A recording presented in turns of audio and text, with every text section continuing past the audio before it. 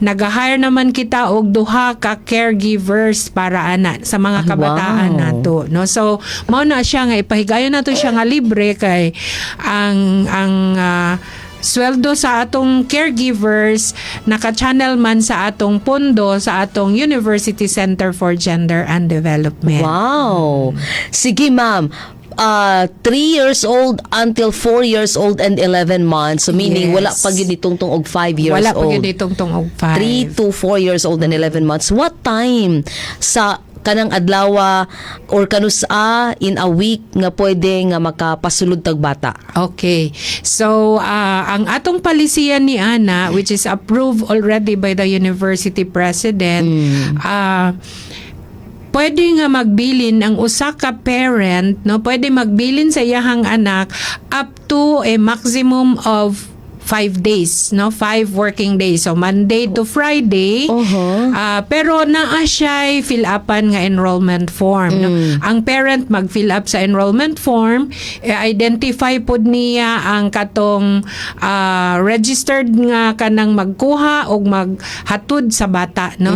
And then, naa pod siya agreement, no? Kay kinahanglan mang pod nato na siya para pod sa safety pod, no? Sa mga kabataan og safety pod sa mga nag-atiman sa atong mga kabataan. So naa lang sila fill upan nga form. So aduna kitay enrollment day. Every Friday is an enrollment day. So kung kita nga parent naatay naka-schedule na nga lakaw or kahibaluta nga next week murag muuli ang atong yaya, so pwede nato nga adtuan ang atong University Center for Gender and Development inig Friday para ato nang ipalista or i-enroll na to atong kabataan.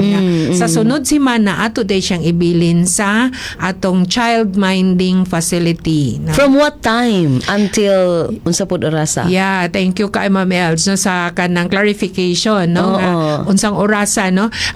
Atong gina-expect nga kung whole day ibilin ang bata, pwede ra sad og half day, no? Pero pwede gid nga whole day for a maximum of 5 days in a week. Sa isa na kapag enroll, no? Mag-start kita og dawat sa bata as early as 8 o'clock. Taman sa 8:30, no? Sa gabi? Sa buntag. 8 to 8:30 ang sa dawat lang. Ang dawat, Receiving. No? Receiving sa bata. And then, prior nga ipasulod na to ang bata sa child minding room, kuhaan siya og temperature, no?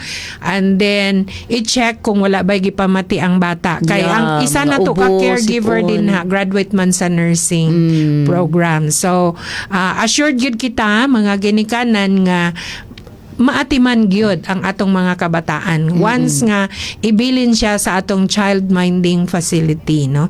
So from 8 to 8:30 arrival na sa mga bata.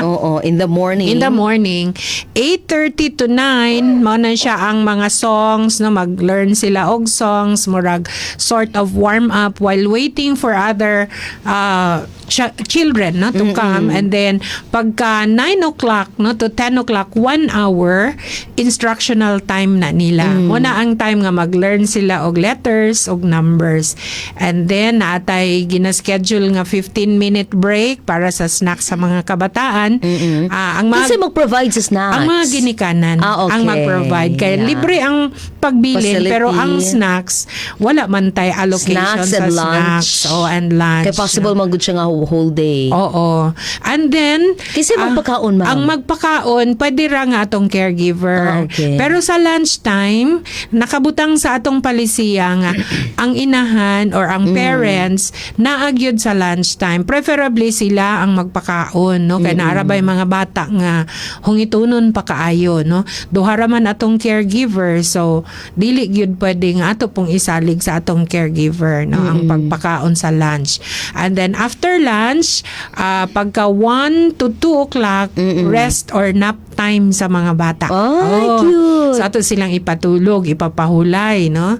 Pagka 2 o'clock to 3 o'clock, magdula na sad og balik ang mga bata. Socialization na pod na nila. And then 3 o'clock to 4 o'clock, mao na ang fetching time sa mga parents. No? So, pwede na nilang kuhaon ilang mga anak. No? Tama na pod 4.